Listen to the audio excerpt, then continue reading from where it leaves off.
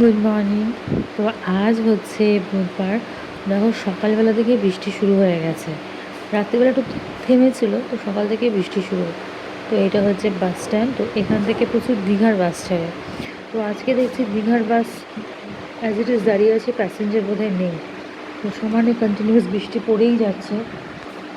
তো তো বৃষ্টির সময় রাস্তাঘাটগুলো না ভীষণ ভালো লাগে। সকালবেলার রাস্তা, ফাঁকা রাস্তা, ট্রাফিক কম আছে।